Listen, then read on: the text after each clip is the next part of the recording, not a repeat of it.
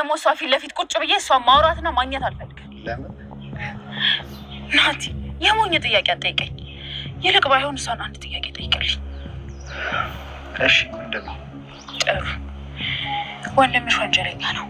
ስለዚህ እዚህ ሀገር እንዲመጣ አድርጊና እጁን ለህግ ይስጥ በልልኝ። እሺ እልልሻለሁ። እንደዛ ከሆነ ጠላቴ እሷ አይደለችም ማለት ነው። አሁን ልሂድ። የሆነ ከበድ ያለ ጥያቄ ልጠይቅሽ ነበር። እሺ። ወንድምሽ አንቺ ከጠበቅሽው በላይ ወንጀል ሰርቷል እና ወደ ሀገሩ ተመልሶ እስር ቤት ይግባ ብትባይ ምን ትያለሽ? ማለት እማዬ በጣም ግልጽ ነው። አሳልፈሽ ትሰጪዋለሽ ወይስ አትሰጪውም? መልሽልኝ እንጂ ናትዬ። ታናሽ ታላቅ አልልም እኮ አንድ ያለኝ ወንድሜ ነው። ስለዚህ ከነ ወንጀሉ ይኑር። አታስጨንቀኝ። ምን አድርጎ ነው? ቆይ በነገርሽም ዋጋ የለውም። አንቺ ከደበቅሽ ለምን ነግርሻለሁ? እኔ ሁሉም ነገር እንደ ጥፋቱ ይወሰናል እኮ። ከባድ ስህተት ሰርቶ ነው አልኩሽ እኮ። አላቅም በቃ።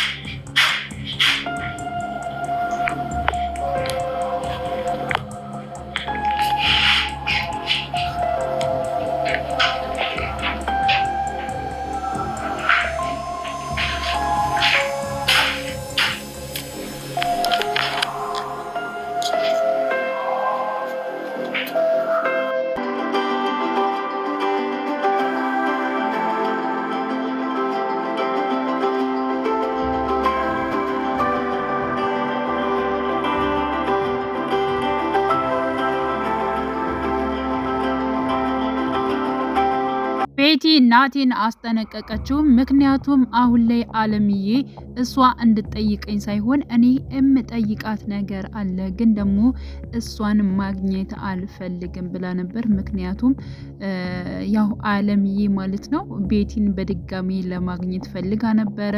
በዚህ መልኩ እንግዲህ ናቲ ያው ቤቲን አናግሯት ነበረ፣ ግን ደግሞ በፍጹም እሷን ማግኘት አልፈልግም፣ ግን ደግሞ የምጠይቅልኝ ነገር አለ እሱንም ወንጀለኛ ወንድሟን ወደ ሀገር መጥቶ እንዲታሰር እፈልጋለሁ፣ ቅጣቱን እንዲያገኝ እፈልጋለሁ። ይህን ነገር ማድረግ የምችል ከሆነ እባክህ እናቴ እናትክን ጠይቅልኝ በማለት እንግዲህ ያው ቤቲ ተናግራለች ማለት ነው። ናቲም ቀጥታ አለምዬን ጠይቋት ነበረ ማለት ነው። ወንድምሽ በጣም ወንጀል ሰርቷል፣ ስለዚህ የግድ መንጣትና መታሰር አለበት። በዚህ ጉዳይ ላይ ምን ትያለሽ አለምዬ በማለት እንግዲህ ጠይቋት ነበረ። አለምዬም የመለሰችው ነገር ቢሆን ትልቅም ታናሽም እሱ ነው፣ ሌላ የተለየ ወንድም የለኝም፣ እንዴት አድርጌ ነው አሳልፌ የምሰጠው በማለት እኮ እማዬ ወንጀለኛ ነው፣ በጣም ከባድ ወንጀል ሰርቷል፣ ስለዚህ እሱ የግድ መታረም መቻል አለበት በማለት መልሶላት ነበር። ግን ደግሞ ይህን ነገር ፍቃደኛ እንዳልሆነች እና ግን ምን አይነት ወንጀል ቢሰራ ነው እባክህ እናቴ ልጄ ንገረኝ ብላ ጠይቀው ነበረ። ግን ደግሞ አንቺ ፍቃደኛ ካልሆንሽ ወንጀሉን ብሰሚው ምንም ነገር አያደርግልሽም በማለት መልሶላታል ማለት ነው። ሲቀጥል አሁን ላይ እጅግ በጣም ደግሞ ሌላ ውስጥ ማለት ነው ቤቲ እህቷ ማለት ነው ህይወት የት እንዳለች አይታወቅም ማለት ነው። ምክንያቱም በሰማችው ነገር እንዲሁም ደግሞ የባቢ እናት በተናገረችው ነገር እሷ በጣም ተቀይማለች፣ ውስጧን ነክቷታል ማለት ነው። ምክንያቱም ከባቢ ከልጄ እንድትርቄ እፈልጋለሁኝ፣ በፍጹም አንቺን አግብቶ አንቺን እያነሳ እየጣለ መኖር የለበትም፣ ልጄን ለዚህ አይደለም እኔ ያሳደግኩትኝ ለቁም ነገር እንዲበቃልኝ ነው በማለት እንግዲህ ልቧን የሚሰብር ቃላትን ሽባ እንዲያገባ አይደለም ልጄን ያሳደግኩት በማለት ያልሆኑ ቃላቶችን ተናግራት ነበረ።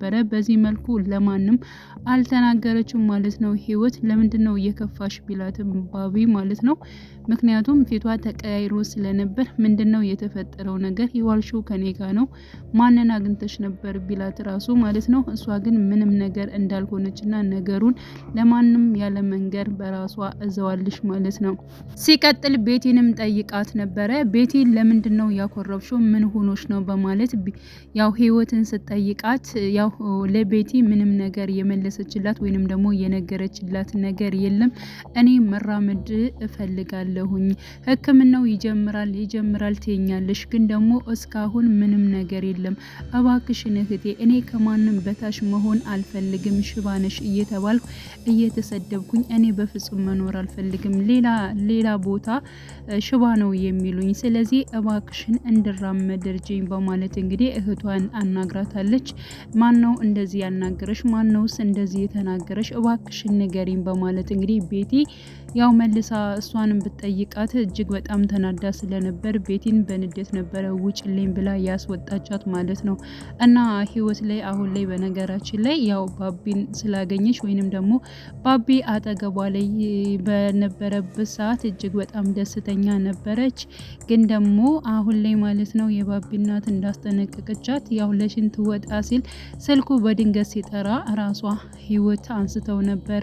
ጭራሽ አንቺ ነሽ እንዴ ልጄ ከአንቺ ጋር እንዲሆን በፍጹም አልፈልግም ስትላት እንግዲህ በዛ ምክንያት ነው እሷ አሁን ላይ እጅግ በጣም ተረብሻ ያለችው ማለት ነው። ስለዚህ እሱንም ደግሞ ከቤተሰቦቹ ጋር ማጣላት ወይንም ደግሞ የእሱን ህይወትን ማጨለም አልፈልግም የራሱን ህይወት መጀመር ይችላል ብላ ለባቢ ሳትናገር ማለት ነው የራሷን ውሳኔ ህይወት ወስናለች ማለት ነው። ስለዚህ ቤቲ ህክምናው ይጨርሳል የተባለውን ነገር ተሎ ማፋጠን መቻል አለባት። በነገራችን ላይ ምንም ይሁን ምንም ማለት ነው ከነ አለምዬም ወይንም ደግሞ እንዲሁም ከአቶ ገዛይን ጋር ቢሆንም አንስታ እንደምንም አደርጋ ያው ህይወት መታከም ባለባት ነገር መታከም መቻል አለባት ብዬ አስባለሁ ማለት ነው። ይህን ነገር እውነት ለመናገር አለምዬ ብትሰማ ያ ማለት እንግዲህ ወንድሟ እያንዳንዱ የሰራቸውን ወንጀል በግልጽ ቢታወቅ ከምንም በላይ ቀድማ የምትገኘው እንዲሁም ደግሞ ለታመመችውም የምትረዳት በእርግጠኝነት አለምዬ ነች ማለት ነው። ስለዚህ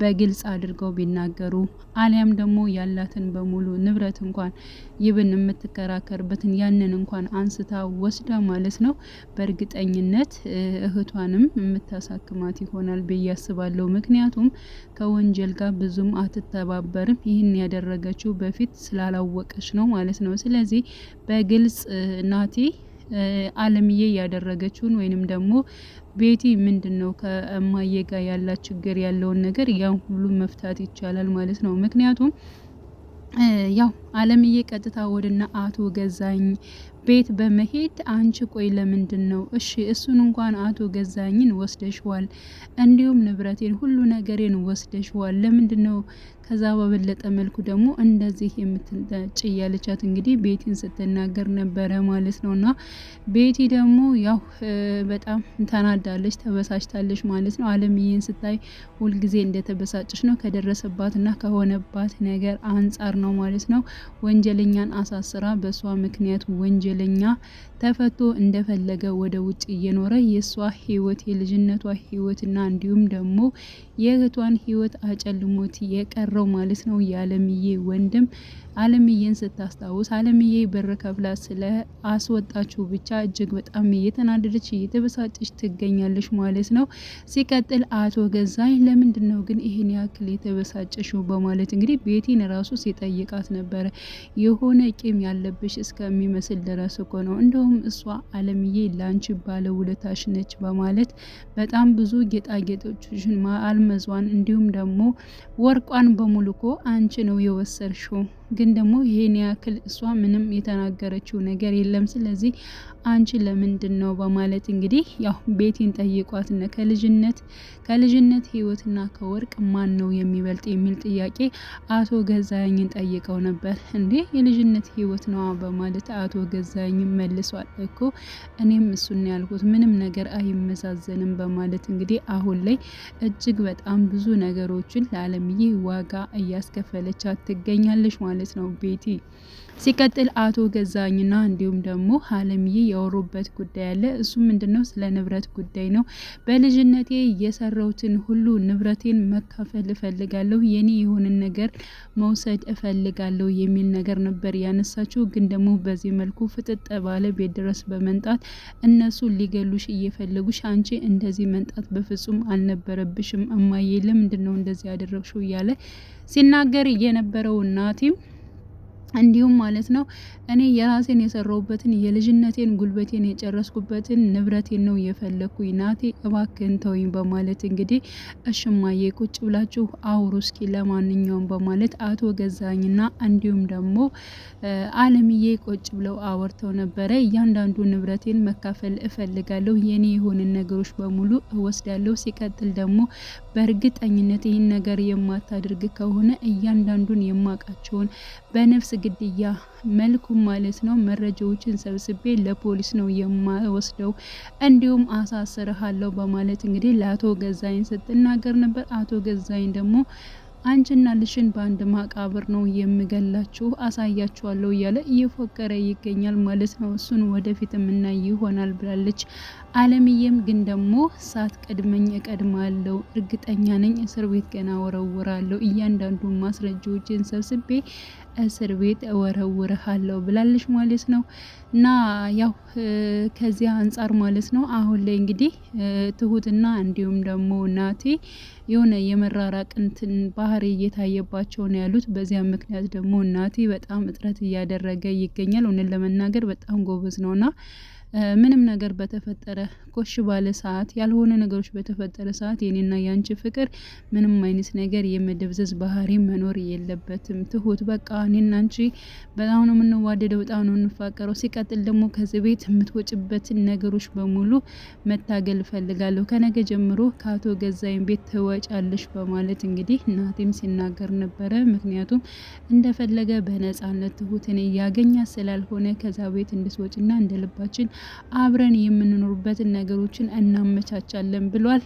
ትሁትም እሺ ችግር የለውም ነገሮቹ ሊቀየሩ ይችላሉ ያለች እሷን በተስፋ አለች ማለት ነው። ሌላው እንግዲህ አባባና እንዲሁም ደግሞ አለምዬ ናቸው። አለምዬና አባባ እየተግባቡ አንድ እየሆኑ እንዲሁም ደግሞ ወክ እያደረጉ ይገኛሉ ማለት ነው።